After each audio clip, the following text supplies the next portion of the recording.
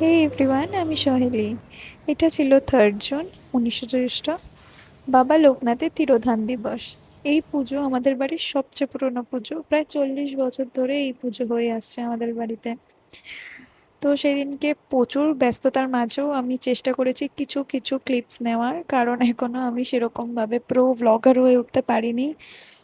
তো সকালে উঠেই স্নান টান সেরে মা, জেঠি, তারপর আমার মাসি, মামি সবাই মন্দিরে চলে গেছিলো। আমিও সবার সাথেই স্নান টান সেরে মন্দিরে গিয়ে আমি সব ঠাকুরদের স্নান টান করাচ্ছিলাম। আমার বাবাও মন্দিরে আমার সাথেই ছিল।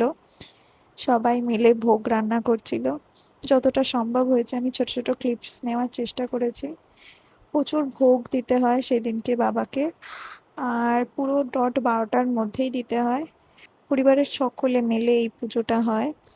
আর সেদিনকে এত গরম ছিল, এত রোদের তাপ ছিল, আর আমাদের মন্দিরটা যেহেতু আমাদের বাড়ির ছাদে, ভীষণ কষ্টও হচ্ছিল। সবাই উপোস ছিল, ইভেন আমার ভাইও উপোস ছিল।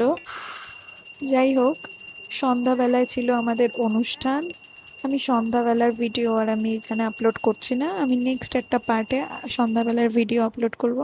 That's it for today, thank you.